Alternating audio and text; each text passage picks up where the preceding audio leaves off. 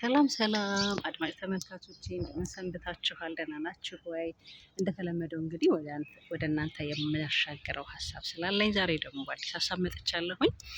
ሁላችንም እንደምናውቀው እንግዲህ ሰሞኑን አንድ ታላቅ አባት ከዚህ ዓለም አርፈዋልና ከዚህ ዓለም ድካም ወይም የተሰጣቸው እድሜ አልቆ እንግዲህ እረፍት አድርገዋል።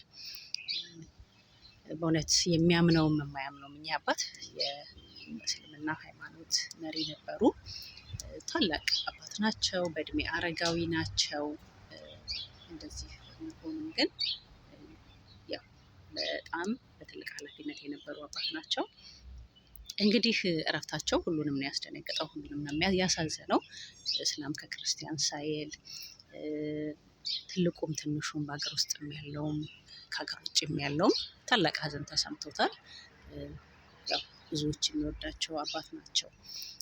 እኔ በእሳቸው ምክንያት ከእሳቸው በፊት የሆነ ነገር ነው፣ ግን ዛሬ ደግሞ እሳቸው ላይ ሲደገም እጅግ ልቤን የሰበረውን እንደው ምን እየሆንን ነው፣ ምን ጉዶች ነን በቃ የሚል ሀሳብ ስለመጣልኝ ለእናንተ ለወዳጆቼ ለማሻገር ነው። እንደምታውቁት እኛ የሃይማኖት መሪ የለ፣ የሀገር መሪ የለ፣ ለሀገር ብዙ ዋጋ የከፈለ ጄኔራል ነው የለ፣ ምን የለ፣ ማንንም አንፈራም።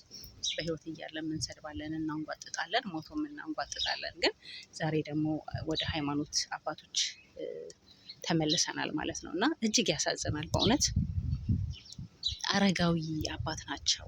እንዲሁ እንደው ሌላውን ነገር ትታችሁ እድሜያቸው ሲታዩ ያላቸው ግርማ ሞገስ አባትነታቸው እኮ በቃ ያሳዝናል በእውነት።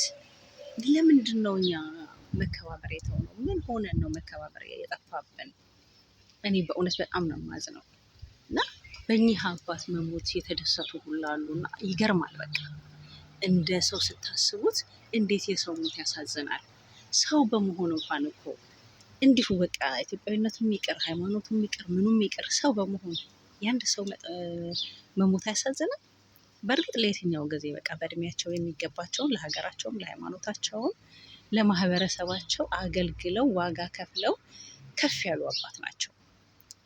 በቃ በእድሜያቸው ሰርተውበታል። አለን እኮ በእድሜያችን ምንም እኮ ያልሰራነን፣ ለሀገርም ለወገንም ምንም ያልጠቀምን ሰዎች እኮ ነን። የጠቀሙትን ስራ የሰሩትን ሰዎች የምናዋርደው የምናብጠለጥለው እና እኔ በእውነት ምን አይነት ትውልድ እንደሆነ ይገርመኛል። እጅግ ነው ልቤ የሚሰበረው በዚህ ጉዳይ፣ እጅግ ነው ማዝነው። እውነት በጣም አዝናለሁ እንዲህ አይነት ነገሮችን ሳይ። እንደ ሀገር ምን ያህል እንደወደቅን፣ እንደ ማህበረሰብ ምን ያህል ማሰብ እንዳቃተን፣ ምን ያህል ክፋታችን ከእለት ዕለት እየበረታ እንደሆነ የሚያሳይ ነው። ያው እንግዲህ ብፁዕ አባታችን አቡነ ማትያስ የሀዘንን ልክ፣ የወንድምን ማጣት ስብራት አሳይተውናል። በእውነት እኔ አዶን ነው ቃላቶች የሉኝም።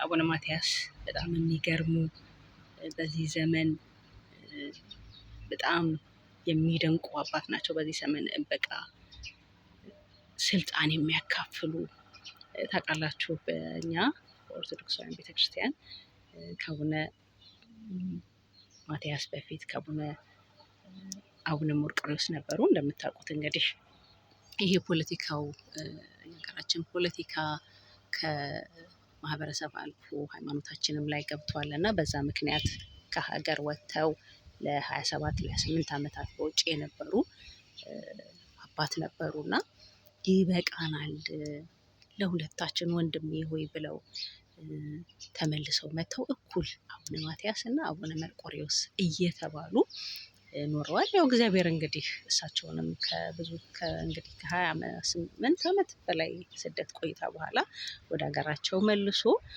በሀገራቸው እንዲያርፉ በሀገራቸውን አፈር እንዲለብሱ አድርጓል እግዚአብሔር።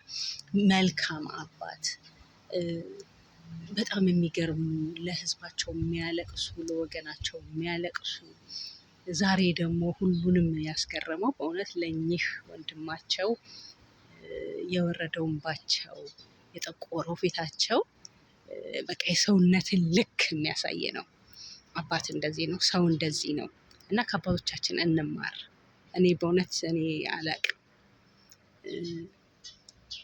ሰውና ክብር ግድ የላችሁም። የሚሻለው መከባበሩ ነው፣ የሚሻለው መዋደዱ ነው። እንዴት ሰው ሞተ ተብሎ ይደሰታል? እንዴት ያውም ትልቅ አባት፣ አረጋዊ አባት፣ በሃይማኖት የመራ ያገለገለ አባት እንዴት ሞተ ተብሎ ይደሰታል? ምን ያህል ክፉዎች ነን እንዴ! ነገስታትም ይሁኑ ምንም ይሁኑ አለቆችም ይሁኑ ሚኒስትሮችም ይሁኑ በሚችሉት እኮ መርተው ነው። ሰው ዛሬ አንድ ቤተሰቡን መምራት ያልቻለ ሰው ሀገር የመሩ የሃይማኖት መሪዎች ሀገር ነው የሚመሩት። ሀገር እኮ ነን። ብዙ ነገር የሰሩ አባቶች ሲሞቱ እውነት አላሳርፍ ማለት ትላንት በህይወት እያሉ ያንጓጠጥናቸው የሰደብናቸው የማይገባ ነገር የተናገርንባቸው አልበቃ ብሎ ዛሬ ደግሞ ድጋሚ እንደገና በሞታቸውም አላሳረፍም ማለት እኔ ይገርመኛል። ኬት እንደመጣን እኔ በእውነት ይህ ትውልድ ኬት እንደበቀለ አላውቅም። እንደው ኬት ነው የመጣ ነው? እመቤቴን ነው የምላችሁ። እኔ በቃ ኬት ነው ይሄ ትውልድ የመጣው? ለምን በታሪክ ኢትዮጵያውያን እውነት ነው እርስ በርስ ከመዋደድ አልፎ ታውቃላችሁ አባቶቻችን እስከ ኮሪያ ድረስ ዘምተው የስንት ዓለም ቦታ ዘምተው በእኛ ዘመን አሁን በኢህአዴግ ዘመን እንኳን ሱዳን፣ ሶማሌ፣ ሌላም ቦታ ቡርኪና ፋሶ ሄደው የኢትዮጵያ ወታደሮች ሰላም አስጠብቀዋል ከሀገራቸው አልፈው። እንደዚህ ናቸው ኢትዮጵያውያን። ይሄ ትውልድ ግን አላቅም ቁጭ ብሎ የሚሳደብ በቃ ይሄ ወይ ሶሻል ሚዲያ ተገኘ ተብሎ በቃ መሳደብ ትልቁንም ትንሹንም ያለውንም የመጣውንም የሚሄደውንም የሞተውንም የሚሳደብ የሚያዋርድ ትውልድ መሆኑ እውነት እጅግ በጣም ነው የሚያሳዝነው። እግዚአብሔር ከእንደዚህ አይነቱ ነገር ይሰውረን፣ አባቶቻችንን ይጠብቅልን፣ ያሉትን የሞቱትን ደግሞ ነፍሳቸውን ይማር። በእውነተኛ አባታችን እግዚአብሔር እንደ እምነታቸው መጠን ዋጋቸውን ይክፈላቸው። ብፁዕ አባታችንም ደግሞ እድሜና ጤና ይስጥልን። እንደዚህ ነው መሆን ያለብን። የአባቶቻችን ልጆች እንሆን። ለወገኖቻችን ለወንድሞቻችን ሞት ህልፈት የምናዝን የምንሰበር እንጂ የምንደሰትና የምናንጓጥጥ አንሆን። በቃ ያሳዝናል። ወንድም ሲሞት የሀገር ዋርካ ነው አባት። እነዚህ አባቶች ዋርካ ናቸው። በእነሱ ነው ያለ ነው።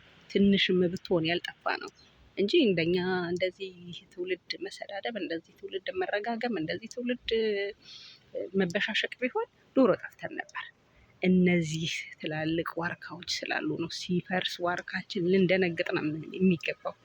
የየትኛውም ሃይማኖት የየትኛውም ጎሳ ይሁን አባት ሲያልፍ ያስደነግጣል፣ አባት ሲያልፍ ያሳዝናል እንጂ በሞቱ ደስታ እንደገና በሞቱ ንትርክ ነውር ነው። በቃ እኔ አንዳንድ ጊዜ በዓለም ያሉት ሌሎች ሰዎች ያው ታውቃላችሁ ፖለቲካውን ሲሆን ነው መቼም ትራንስሌት አድርገው የሚሰሙት የኛን ይሄ የማይረባ ትርኪ ምርኪ አይሰሙም እንጂ እውነት ትራንስሌት አድርገው ቢሰሙት እንዴት ያፍሩብን ነበር እላለሁ። በቃ እንዴት ነበር የምናሳፍረው። በእርግጥ በብዙ ነገር እኮ የምናሳፍረን አይደል? በየሀገሩ ተሰደን የምንሰራው ነገር አያምር፣ ስማችን አያምር። በቃ የአባቶቻችንን ጀግንነት ያበላሸን ያወደምን በጣም ክፉ ትውልዶች ነን፣ ክፉዎች። ግን እሱ ደግሞ አልበቃ ብሎ እኔ በእውነት ነው የምላችሁ እንዴት ሰው በሞት ይደሰታል? በእውነት አሁን እኛ አባታችን ከዚህ ዓለም ምን ቀራቸው? በቃ እኮ ሰርተዋል እኮ እሳቸው ለሃይማኖታቸው ሰርተዋል፣ ለሀገራቸው ሰርተዋል፣ ለሕዝባቸው ሰርተዋል። ሀገር ሰላም እንዲሆን ፍቅር እንዲሆን ለፍተዋል። በቃ አለፈ ተከተተ። ምን እየሰራህ ነው የምትሳደበው ሰውዬ? ምንድን ነው ለሀገር የሰራው? ምንድን ነው ለወገንህ እያደረግ ያለኸው? ለትውልድ እኮ የማይረባ በሽሽቅ የማይረባ ስድብ የማይረባ አርቲቡርቲ እያስተላለፍክ እኮ ነው። አንተም እኮ ነገ ትሞታለህ፣ አንቺም ትሞቻለሽ። እንዲህ የምታረጉ ክፎች የእነሱን ያህል እንኳን እድሜ አይሰጠንም ጌታ። የዚህ ዘመን ትውልድ እንደምታውቁት ገና በወጣትነቱ ነው እኖራለሁ በሚልበት ሰዓት ነው የሚሞተው። መቅሰፍት የምንጠራው እራሳችን ነን። አባቶችን ባለማክበር፣ ወላጆችን ባለመስማት፣ የእግዚአብሔርን ሕግ ባለመጠበቅ፣ በመሰዳደብ፣ በመወራረፍ እኛ እራሳችንን ሞትን የምናመጣው እና እባካችሁ ግድ የለም እናክብር፣ ግድ የለም እንደንገጥ። መካሪ አባት ተውባይ አባት ማጣት በጣም ነው የሚያሳዝነው። እና በዚህ አጋጣሚ እኔ ለብፁዕ አባታችን ለአቡነ ማትያስ የሰራዊት ጌታ እግዚአብሔር እድሜና ጤና ይስጣቸው። እንደዚህ አይከን የሚሆኑ አባቶችን አያሰጣል። አርአያ የሚሆኑ የወንድም ህመም ፊታቸውን የሚያጠቁር አባት። እንዲህ ነው ሰው ማለት። የሰው ልክ የሆኑ ሰዎች አያሳጣል። እግዚአብሔር ሁሉንም እንደየእምነቱ አባቶቹን ጠባቂዎቹን እግዚአብሔር እድሜ ከጤና ይስጥ። ለሀገራችን ሰላም ይስጥልን፣ ፍቅር ይስጥልን፣ ለህዝቡ ማስተዋልን ያድርግለት። የሰራዊት ጌታ እግዚአብሔር ከምንም በላይ ማስተዋል ይስጠን። ስለነበረን ጊዜ ከልብ አመሰግናለሁ። ቤተሰቦቼ ይህንን ቪዲዮ ከወደዳችሁት ላይክ፣ ኮመንት፣ ሰብስክራይብ በማድረግ ተባበሩኝ። በሌላ አዲስ ሀሳብ እስከምንገናኝ ሰላም ሁኑልኝ። ቸር ሰንብቱ።